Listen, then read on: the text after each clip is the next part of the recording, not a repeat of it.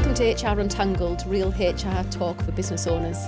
Today we're joined by Graeme Seavor. I feel like I should give you a better introduction than that. No, I'm happy with that, Helen. That's really good. Thank you. So Graeme Seavor from Seavor Chartered. Yeah, thanks for inviting us on. You're very welcome.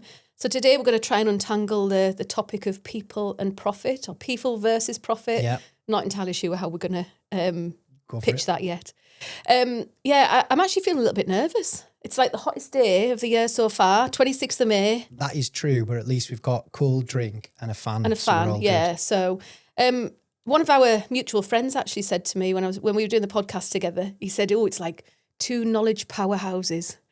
Does that apply today as well then? Apparently, yeah. And yeah, I'm feeling the pressure. I feel like we need to really test our knowledge here. Good. So we'll see how we go, and we'll see if that person listens and comments on that particular comment. I'm sure they'll know who they are. Yeah, good. I'll take that. Yeah. So HR and finance. Yeah.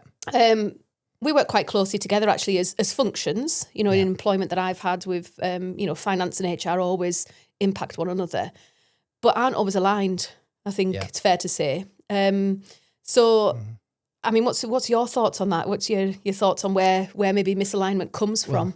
I suppose people are so important to business, aren't they? Mm-hmm. And when from a finance point of view, I suppose you'd always looking at the numbers, and that can take precedence sometimes over the HR part of employing people, and they can, it could be, for example, financially, maybe it's not right for a pay increase, but from a HR point of view, it maybe is. Holidays, sickness, how people are doing at work, all that sort of thing. And I suppose that's where it can create a little bit of conflict between the two. Yeah. And then also when's the right time to hire, when's the right time that somebody should be leaving a business, all that sort of side of things. Yeah, because often people say employees are the biggest asset or most valuable asset. Yeah. Yeah, I think I've heard that before. I was going to say, I've definitely heard that a few times, and I think I've got a couple of different views about that. I think some people just say it, and some people mean it. Yeah. What's your experience of... Yeah, I think, well... Or what do you think about that as a statement, even? I think it's true. Mm-hmm. I think it's true. And then, people would hear that, and let's say you were employees and you thought, yeah, well, my boss is saying that, or the owner of the business is saying that, but this is how they treat me. Mm-hmm. And that's maybe where the finance conflict could come in, because maybe they think, well, I should get paid more, I should have more holidays, I should have a nicer office, I should have nicer or better tools to do my job. And in all honesty, probably the boss or owner would love to do all those things, but they're restricted about what they can do based on the finances or profitability of their business. So I think it can be almost true that, yes, employees can be the greatest asset of a business, but sometimes if you're the person on the shop floor or the employee in the business, you might not feel valued. Yeah. Even though the whole management would be like, well, of course you are. Yeah, I was going to say it's certainly what I see, because I guess that finance people often aren't that close to the employees. I don't mean that as criticism, it's just they work differently. I suppose there can be a bit more, people say this great, but there could be black or white with employees. When it's the right decision for a business, that's what the numbers say, that's what my experience tells me. And then secondary, you're thinking potentially of the person, where HR, I suppose, the person comes really close to that or above it. It's funny because when I was thinking about the podcast, actually, and I was like, what's the difference in, I suppose, HR style even? Yeah. And I think I've always been really careful to tell HR people not to become the shop steward. Right. Okay. Interesting. And actually, I've always tried to be, or certainly in my career, I've developed almost a commercial angle of whilst we want to care for the employees, absolutely. Yeah. But you have to get the balance, don't you, with the business as well? I would say that's what you're good at, Helen. Yeah. In all honesty, and and that's why when you go into businesses, because if I was to say the horrible lines where you just got a subscription to pay for HR advance, it's very much, I call it sitting on the fence. Yeah. And that then isn't really giving advice to the business owners, the managers. Yeah. Well, business owner managers, yes, they want to know what the rules are, but they want to know what the risks are of taking certain courses of action and that sort of thing. And that's ultimately where people like yourself can come in, because yes, you understand it, but you also understand what the individual needs as an employee, but what their managers or the business requires as well. And that's where you base your advice on. Yeah, because it's about knowing them, isn't it? And I suppose ultimately it's their decision as well, actually. Yeah. Yeah. So if we think then, because what we were planning to do, wasn't it, was talk about, I've said we've got a plan, we've got a script, but who's going to, well, it's not a script, it's bullet points. So one of the, I suppose the key things I come across is when people maybe want to take their first employee on. Yeah. And I'm sure you come across this all the time. Absolutely, yeah. So how do we explain when's the right time? Yeah. Well, go on. How do you explain that, Helen, to so how do your I clients? explain it? I'll give you my well, let's think about myself, actually. Yeah. So I took on my first employee last year, Zoe, who features in the podcast. And did you think that's at the time, was it a really big decision? It was. Big step for you to make? It was absolutely like awful. Yeah. And I was like, what about the money? And what about this? And I can do it all myself. So why don't I? Yeah. And then actually, I mean, Zoe and I, came in contact through chance, which was good. It was almost a natural thing rather than me going out and advertising. Yeah. But it's a big, for me, it was very much about the money. And can the business sustain the cost?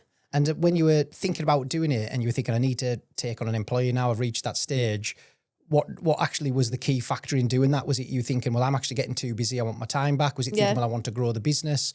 Or was it actually, well, I want to develop the business? Or I'm actually concerned about my customers, the service we're giving as well? It's probably all of those things, actually. Yeah, it's all of those things. But I think probably the main driving factor was actually the fact that I wanted the business to do really well, but also I wanted to have a life outside of work myself. Yeah. Yeah. Interesting. And there was a balancing point where I was like, I can't have both. Yeah. And I think I described it as almost converting the company from a job where you earn money to pay your bills to a business that is almost has its own identity and its own entity. And I suppose that there is exactly how I would say clients, businesses, when they come to me and they're looking to take their first employee on, that's exactly the sort of considerations they're all making as well. It's probably the same for the majority of businesses. Mm-hmm. And again, finance, I come down to numbers and I say, well, what's we can overthink it. What's the worst that can happen? Yeah. And then ultimately, what's the risk? Mm-hmm. So you said their cost is always a big factor, isn't it? Because if you're adding a person's wage on and things like that, you start thinking, well, can I afford it?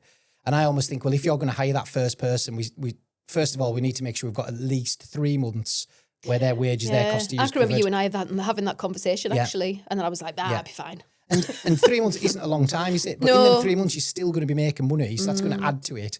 But why I say 3 months, because I think you're going to have a really good idea after 3 months whether it's going to work long term or not. Yeah. And you would like to have thought you're going to have added to your business in that time as well. So is it long term affordable? It is. Mm-hmm. Sometimes as well, your business owners, they'll think about the employee, the individual to take on and think, oh, well, they're giving up a really good opportunity or a good job to come here. Mm-hmm. I don't want to let them down. And that's when I come in to say, well, you could be overthinking it. Mm-hmm. One, if they're willing to make the move, they're seeing some potential, some opportunity or some benefit to working with you. Yeah. So that's the first thing to think about. Secondly, if they're really good and it doesn't work, they will leave and they will find another role incredibly quickly. Yeah. Because if they're good, that's what happens. Mm.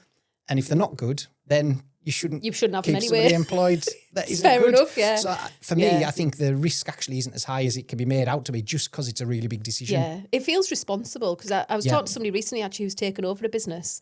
And he said one of the scariest things for him was all of a sudden realising that he's responsible for other people's livelihood. Yeah. And that made me, it was interesting. Yeah. Well, I think it's awful to say, but at the same time, it's almost when you could say, well, let's say you had 20 team, maybe said I'm responsible for paying 20 people's mortgage. Mm. Some people would say, well, that isn't true because they work incredibly hard. They pay their mortgage because they earn it. And I agree with that. Mm-hmm. But ultimately, as the business owner, if you make a decision which disrupts the income of that business or it can no longer afford to pay those people or keep them on, that is ultimately the business owner's or manager's responsibility. It is a responsibility, isn't it, to keep things stable and steady and keep people engaged as well.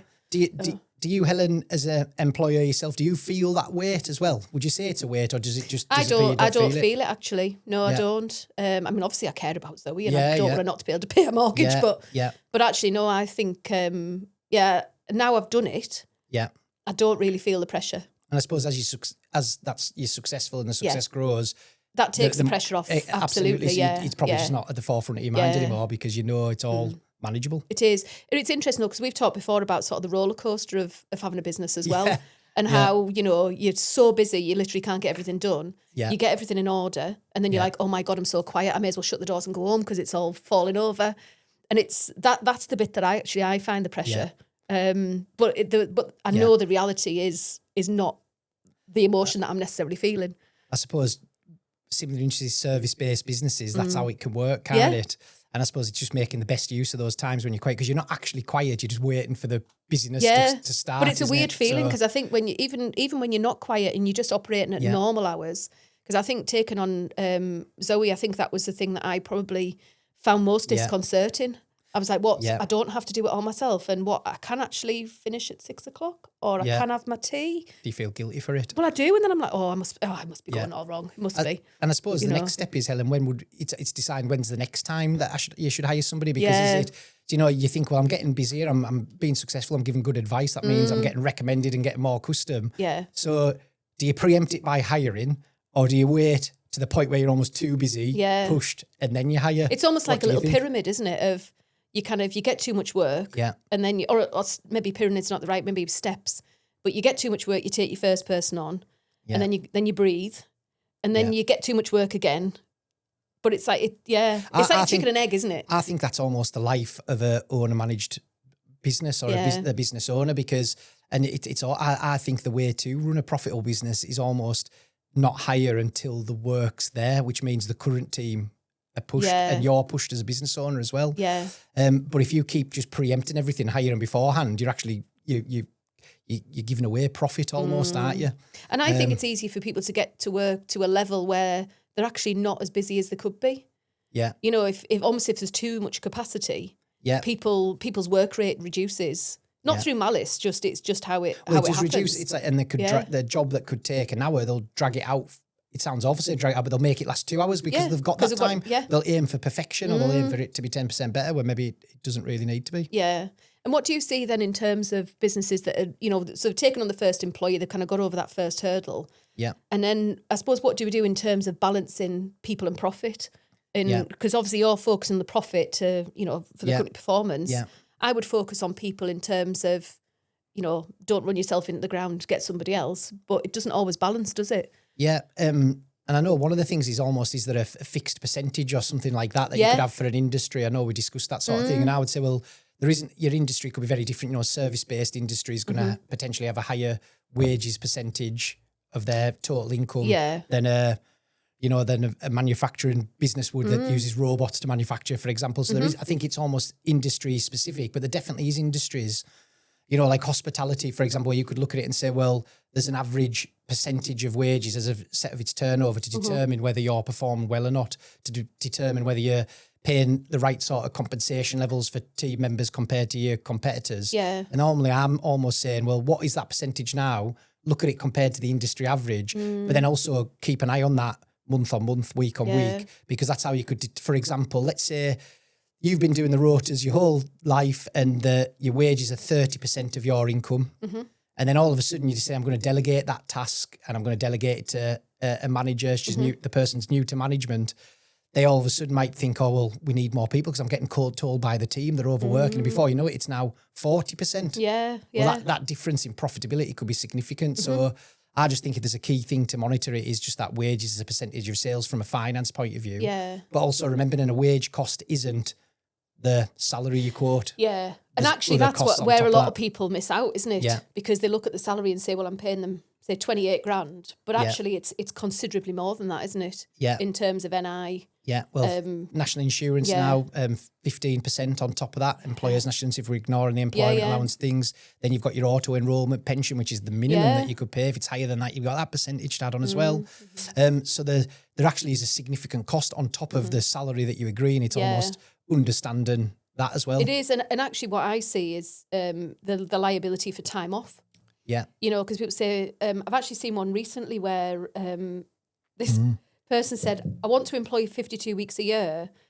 Basically, I don't want you to take any holidays, so can I just pay you for them and mixed up with your salary? And I was like, no, that's not how it works. Is it allowable? So we're no, it's not. No, absolutely not. You know, and it's to name names there, Helen. No, and to be fair, it wasn't anything than just a conversation, you know. So this person, I should hasten to add, this person was not going to go ahead and do that. But just the thought of, I suppose, taking somebody on, and then you have to give them paid time off, and then there's liability for maybe statutory sick pay. Yeah. There's liability, somebody goes on maternity leave, paternity leave. Yeah. And I know that some of that can be claimed back, but it's still, for a small business, it can be challenging, can't it, in terms of cover? Yeah. Well, sick pay, for example, there's no reimbursement from the government for sick pay. And most people don't, or certainly employees don't realise that. Yeah, I actually dealt with it. Sorry, Graeme, I was going to say I dealt with a company and we talked to their employees that had bad sick records. And this one guy, and he said to me, I don't even know why you're talking to me about it because it didn't cost you anything. And I said, well, let me just correct you there. You're actually wrong. It comes straight off the profit.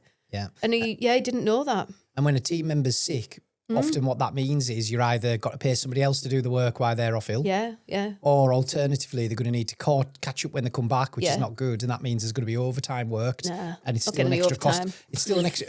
I'll leave that to you, Helen. Hey, there you go. See what I mean? Commercial. Conflict, there you go, commercial. But like, no. But ultimately, there's a cost to the business of somebody doing that. And I suppose them rules as well have been even made tighter for an employer, haven't they? So in theory, it's became more expensive actually, hasn't it? So. It is. And actually, sort of going off topic slightly, I've seen, I suppose, quite a number of people who have been in business for a long time just questioning whether that's actually, whether they still want to continue to employ people for that reason. You know, it's shocking when businesses think that. So we're going from one part where businesses are saying the biggest asset are employees, but actually it can be so stressful for business owners. They almost can't afford for it to be there. They're almost thinking, I don't want to employ people if I can get away with not doing it. And that does create a bit of a conflict. But the reality is, if you want to grow your business, you need to employ people. Now, people would say, well, there's AI, you could manage it this, you could outsource. That's what it is, though, doesn't it? I'm not going to deny that. But generally, if you look at the largest businesses or the businesses that are growing, not every single service is outsourced. Not every single service could be AI. They hire people. Therefore, if you want to grow a really successful business, you're going to need to hire people at some point. Are you seeing a trend at all of AI and people saying, actually, I'm using AI not to replace people, but instead of taking people on? I think it's definitely come into the conversation now with business owners. So, you know, yes, we're discussing accounts and tax and things like that. But almost now it's when you're discussing that, we're talking about efficiencies, increase and profit. And AI now comes into that conversation. AI isn't just something that lets help us with our marketing. They are looking at it and say, well, can it do that data task? Can it drive efficiency in the jobs that they do? And ultimately, it could have been, I would have hired 2 trainees every year, a business might say, but now they might be like, well, I might only hire 1 because AI is going to drive other efficiencies. And certainly my industry, you've seen that with some of the largest firms, and it is going to get more commonplace, I think. Yeah, it's interesting because actually a lot of the businesses that I work with, sort of fairly small businesses, or those that have been established for a long time, a lot of their processes are still very manual. And you know, when I go in and we're trying to kind of, I suppose, refresh their HR function, a lot of the systems now that are out there will do it all for you, whether it's through AI or whether it's just through some sort of automation. You know, even things like holiday requests. There's still people who use Excel sheets and calendars on the wall, which is... I think there'll be loads, Helen. I think there'll be absolutely loads. So like that's an opportunity, isn't there? Because there's loads of areas where we could drive AI, and I suppose the cost of labour requires that we increase that efficiency. And part of that will be AI.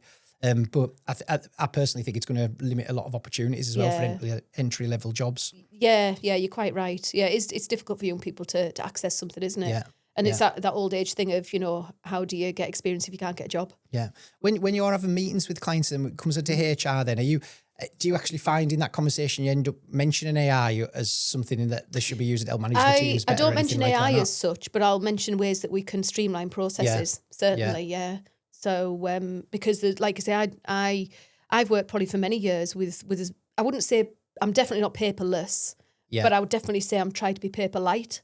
Even when before I was self-employed, even when I worked in industry, you know, that was the model that we took. We've got an HR system that can do you can do holidays on, it. I mean, some of them that I'm working with at the moment, we're actually doing, you know, return to work interviews through a system.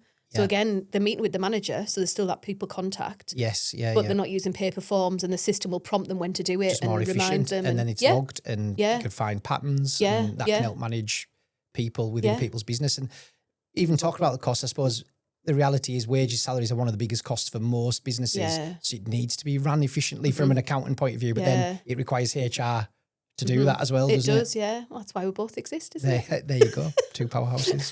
2 powerhouses. I'll take that. Yeah. I was kind of smiled when I heard that, but I was a bit like, oh my God, the pressure. I'm taking it as a compliment. I'll take it as a compliment, definitely. I won't tell you who said it, but I bet you can guess. I can. So there you go, but it's all good. It's all good. So obviously, you know, we in our roles see a lot of up and downs of businesses.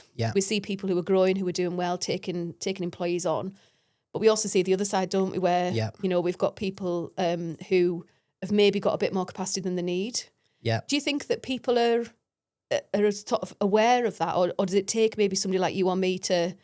I think it does take someone like me, you, to point it out. And I've got a really good example. I once worked with a business and they were struggling financially. And I always remember saying that, you know, ultimately I'm looking at your wages percentage as a proportion of your sales. What should that be then? You haven't really said a number. You said 30, 40. It does depend on which industry that you're in, and ultimately with so let's say you're in hospitality, that could be 35%, could be deemed good now. Now, a few years ago, 35% would have been bad. Really? But with the changes in minimum wage, the employers' national insurance increases, I think it's really difficult now to try and get below that thing. But, it could be as much as the type of premises you have could make it mean it, well, if it was over 2 floors rather than one, you need more team members. But I don't think it's industry specific, but you could definitely find an average, and you should be looking at that average for your industry. And benchmark benchmark and what you're spending compared to that. And it can tell you a lot of things. Well, what's your mix of employees in terms of age, unfortunately, can result in a saving from tax-wise. And also, rotas, for example, I'm talking about hospitality because it's one that a lot of people can visualise when it comes to staffing. But for example, if someone starts half an hour before the required or finishes half an hour later when they should have been finished earlier, that extra hour as a percentage of what they get paid is a significant amount. And that's a big cost for a business over 40 employees. And that's where the management can come in. And ultimately, this isn't about reducing people's pay or taking money off them. It's about making sure the business is sustainable and profitable so it can invest in individuals. Well, so it gives the stability for the employees, doesn't it? Yeah, all that sort of side of things. Yeah. Sorry, I've totally taken you off. What other question did I ask you? I've totally taken you off that. It was what's the percentage of wages? I asked one before that. It was about how do we know when people should be looking? They've got too much capacity. I was going back to that example. Sorry that I totally interrupted you. A client was struggling financially, and I always remember pointing out and saying, "Look, your wages are just a lot higher than in my view in other businesses." And he said, "Look, Graeme, it absolutely isn't. I cannot get it down any further." And I was like, "Well, you know the business better than me. I'm just mentioning based on what I see in the financials. So I'll leave it with you." Now, that business ultimately was forced then into the position to make cuts through how it was performing financially. And 3 months later, then he said, all of a sudden they're running with 2/3 of the workforce they had. 2/3. So how did they make that decision the same turnover. They were forced to make the decision because they couldn't afford to keep people on. But guess what? They were doing the same level of sales. Really? And all of a sudden, I always remember that business owner, he said, "You said it, I didn't believe you, but now we've been forced into it. All of a sudden, we're doing exactly the same work, billing exactly the same amount, but we've got 1/3 less employees to do it." God. And nobody's working weekend. They're not all of a sudden doing 12 hours a day rather than 10. They're not stretched out the tree. It was them efficiencies. All of a sudden, we were saying making jobs last or whatever. So it did happen. So the percentage told the truth. Like it said, our wage bill's too high here. But it took it to get absolutely forced in that scenario for the business to take action. But often, I would, as I suppose you'll see it as well, I would just be having discussions with them saying, well, I think it's too high based at interest. And let's talk about what that looks like in terms of whether it's rotas, staffing, holidays, hours they do per week, efficiencies, processes, manual software, AI, and then potentially you could end up squeezing it down and saying, well, actually, this is the savings we can make. Yeah, because it's interesting because I don't think I've ever really got involved in a business where they say, this is my percentage of wages versus profit. Yeah. They're more aware of people not working as hard as they should be. So that and that's I don't mean that against employees, but it's just again it's that for example, it would frustrate them if they see someone standing about. It frustrates them, doesn't it? So I can understand that, but for me, it's about accountancy finance, about what's making profit, because that person could have run ragged and just be having 10 minutes to rest. And unfortunately for you, it's when you come down the stairs and see them hanging about.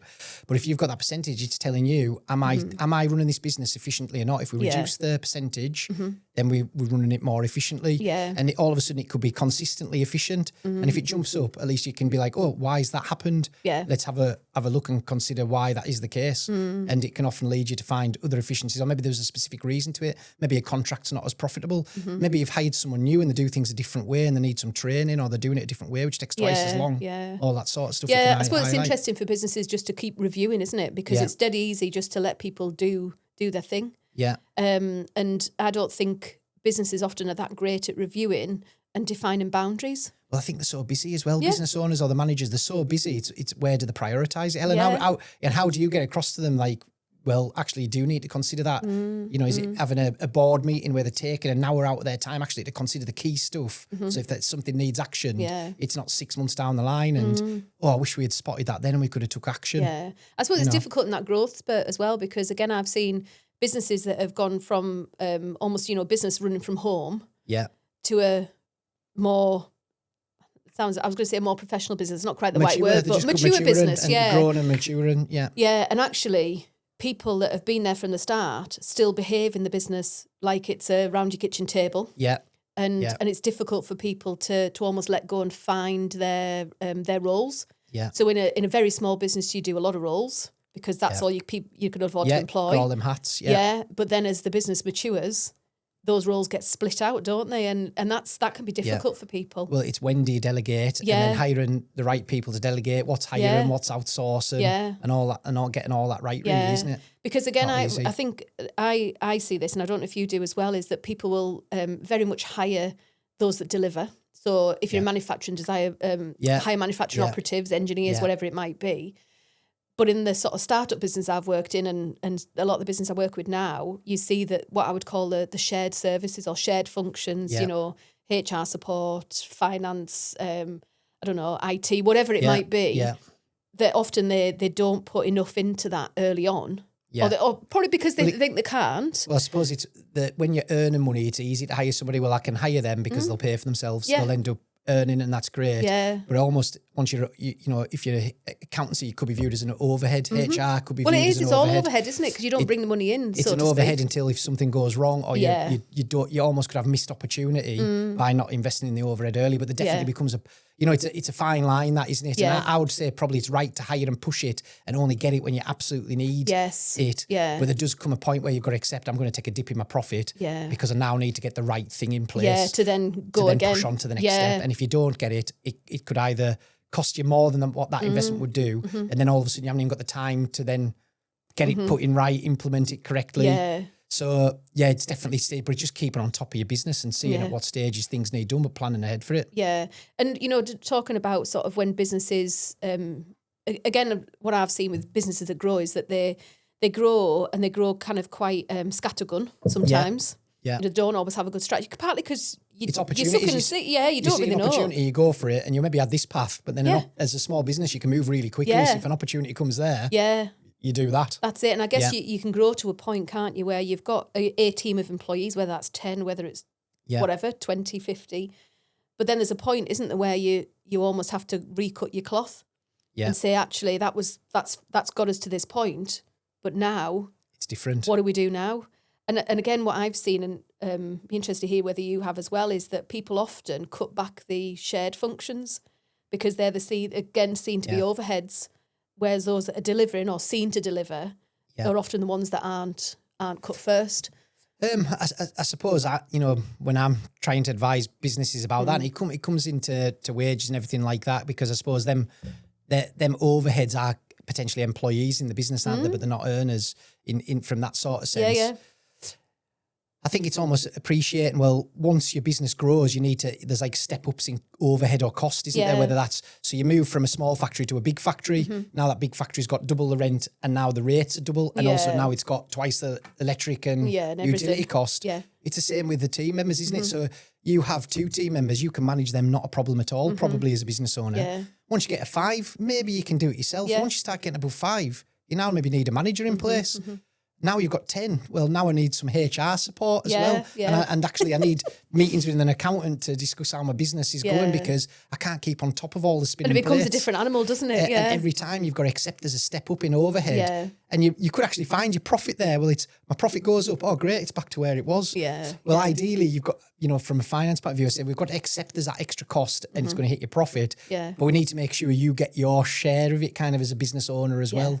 Depends what your strategy is. Yeah. But you can't just have it, because what's the point of growing a business bigger and bigger and bigger, taking on more responsibility, hiring more and more team members for you to make the same? Because ultimately, if you have a bigger team with more team members, ultimately you have got more responsibility on your shoulders. It's a liability, isn't it? Yeah, so absolutely. You've got to make sure that your remuneration, your reward structure is increasing, whether that's time off or money is increasing to reflect the size of your business. Yeah. No, I think that's quite true. Like you say, I see quite a lot of people who often look at what they think are the overheads. Yeah.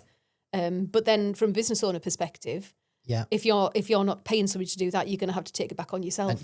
And that's it's not the sort of thing you can delegate, is it? Yeah. So again, it's difficult for business owners actually. It's a difficult balance, isn't it? What about then? So you've worked out that you maybe got a staff bigger than or a team bigger than you need.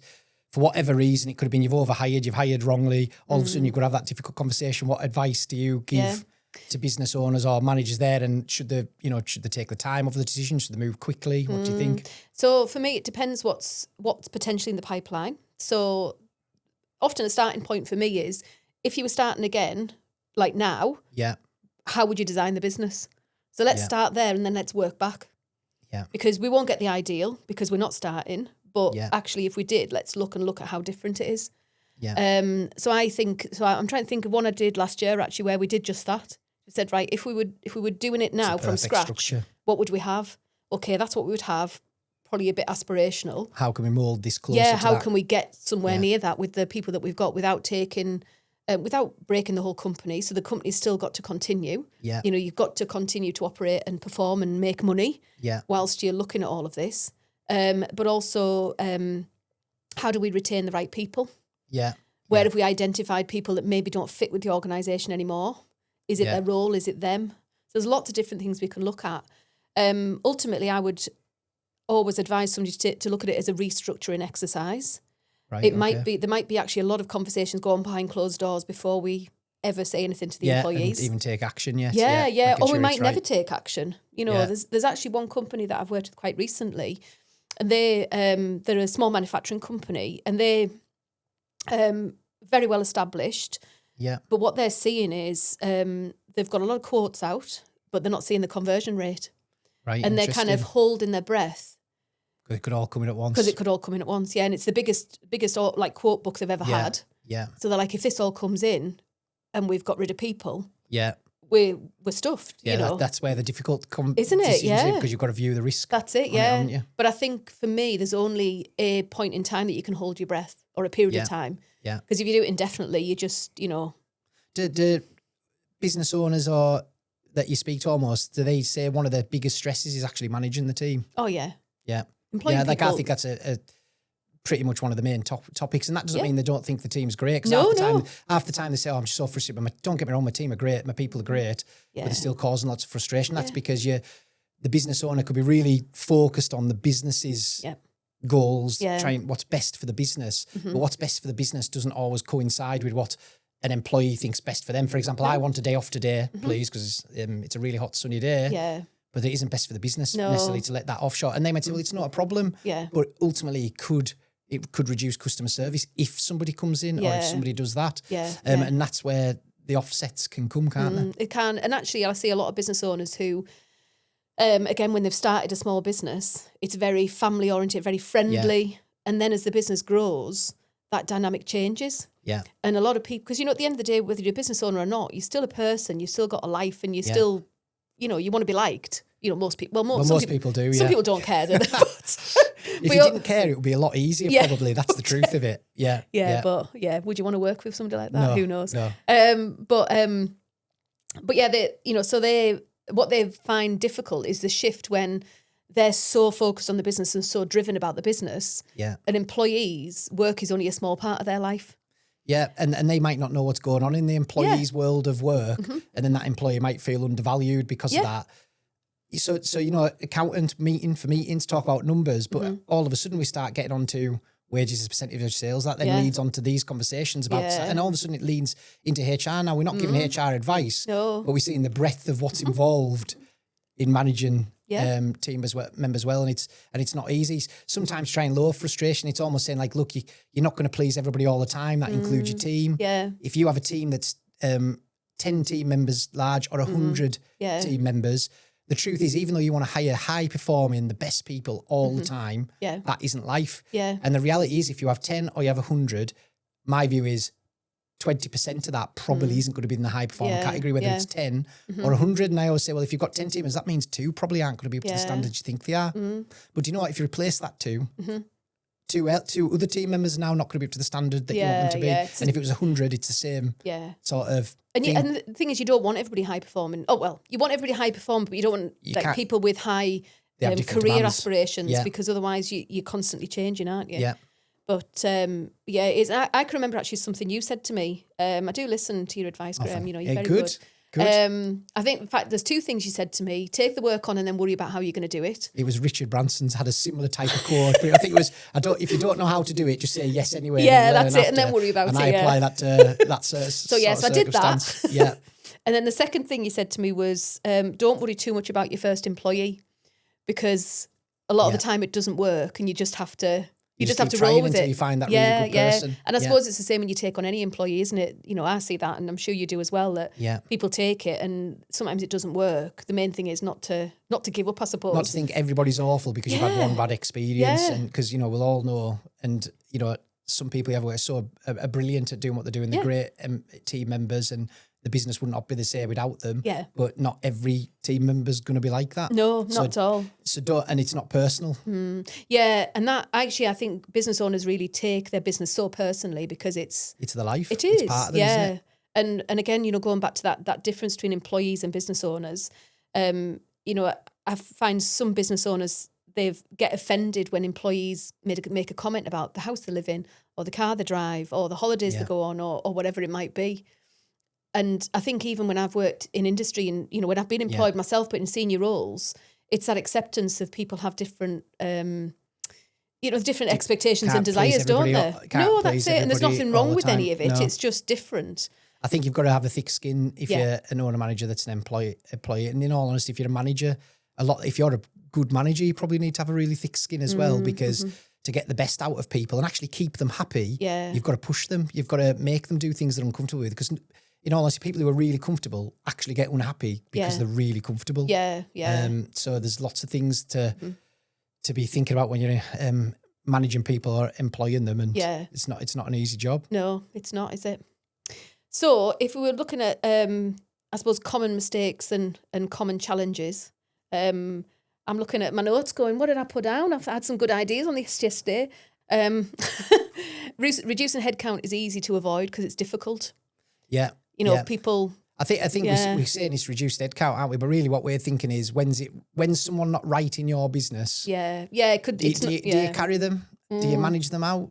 What do you do? But the truth is, you've got to make a decision, and if your gut feel is telling you something, it probably isn't far off the mark, and then look at the facts and figures and see if they back it up, get other people's input, and then you've got to take the right action for the business ultimately, however hard that is. Yeah, because actually everybody should be earning the keep.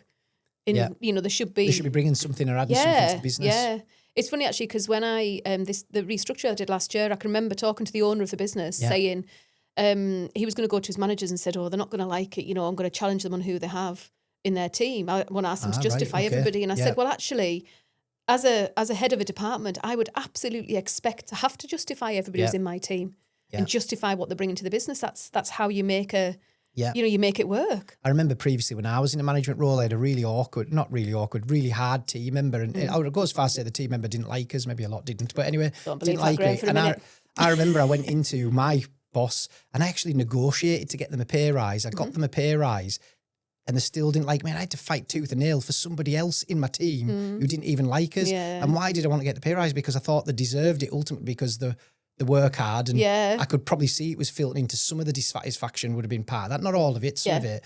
And that person to this day will not know how hard I had to fight to get them a pay rise, and they probably still don't like us today. Never giving you any credit for it. Never give us any credit to it. So I'll get it out there now if you're watching this.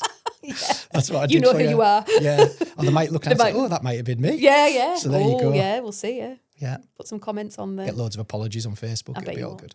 Yeah. I probably won't. You're absolutely right. Has anybody ever apologised to their accountant? No. No. No. They just could. Leave that there. I've totally forgot what I was going to say now. So if the person isn't working out, sort it out. Yeah. Actually, one of the things we haven't covered is natural wastage. So, you know, people leave and it's really easy just to go, yes, we need the same again. Yeah, whereas we don't always. And natural wastage is quite a good tool to use in terms of reviewing, actually, do we need that person? Do we need exactly the same? Do we need somebody my point of view on any hiring position, even if it's to hire an existing role, because employment is so expensive to a business now, whether that's recruitment costs, hire costs, pensions, holidays, everything, every decision should be thought through a lot. And whether that's a apprentice role, experienced hire, actually should all think of. So, but it is a really good point. is like for like right or not? As the business changed, where actually that money would be better invested elsewhere in the business? Yeah. And actually, I'm seeing some businesses contracted out certain pieces of work as well. Yeah. There's one that I'm thinking of who's had one person in the organisation who's been doing a lot of different roles. That person's left, and what they're doing now is they're almost splitting that up. Team members are taking some stuff on. They're using specialists, for other parts that where actually they can control the cost differently. Yeah. So rather than having trying to find, and actually, I think that's what some people do is they try to find almost like a unicorn. Yeah, and somebody who can really do everything. Difficult. Yeah, and that's really difficult. Yeah. And how do you even start advertising for that? Yeah. And how do you interview for that? We want you to do 10 different roles. And know that they can actually do it. And the outsourcing thing now, I suppose, as well, now with people having worked from home, it opens up, I think, a lot more clients are speaking about even offshore and certain services and things like that. Have I seen a lot of it yet? Maybe not. Like, look, this has been going on for years, but I've almost thought bigger businesses do that. Yeah. But now, again, because of the cost of employment to businesses, it is certainly an option that's getting talked about now. I've seen it filter through to actual action yet. Maybe not with my segment of clients that we act for, but I think it's coming. I think people are going to consider that more and more. Yeah, it's interesting because if you think even just the UK, the size of the UK. Yeah. So we're obviously based in Cumbria. You know, predominantly my work is in Cumbria and the sort of surrounding counties. But actually, I have a pocket of work down in Essex, West Sussex, London. Yeah. And funny enough, I was talking to my dad about it yesterday, and he said, "I wonder why that is." I mean, they've all sort of started with one, and then they've come from recommendation, which is good. But actually, I wonder if it's more accessible to use somebody who's not local to them. I think now it's almost we want to go with who we recommended with, and there's no barrier now for us working with someone who lives 3 hours away. Yeah. Where historically that might have been seen a really big barrier. Yeah. Now, if it's the right person with the right skills and they'll deliver the right service that you want for your business, you'll do it now. Yeah, absolutely. That's my view on it. Grand. Oh, I feel like we've come to a natural pause there. Some good points there. Yeah. So in terms of recapping then, people and profit, know your numbers.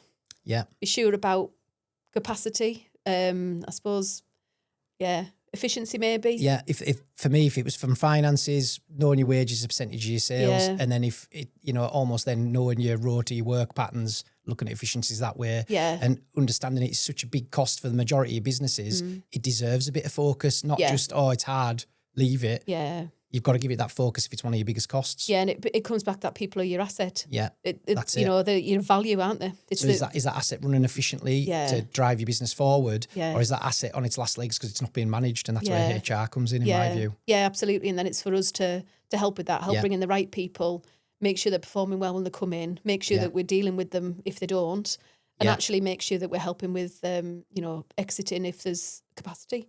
Overcapacity, I suppose. Yeah, or they're not the right people. They're not the right people, yeah, that's it, yeah. Great. What do you think? Do you think we untangled people and profit? Maybe made it more of a tangle, but we'll see. Yeah, I think we've done all right. I think we'll give a lot of people something to think about. And business owners, they're so busy doing what they do. Mm-hmm. Sometimes just taking that moment to reflect and point out some things. Actually, when was the last time I just looked in at my people and making sure they're working efficiently and what's the happiness of them and what's my percentage of wages against profit? And what's my percentage of wages? And what was it 5 years ago? And what is it now? Yeah, more to the point, Excellent. And if you need any support, speak to your accountant. Yeah, absolutely. Great. Well, thank you very much, Graeme. It's been great talking to you. So this has been HR Untangled. We'll see you next time.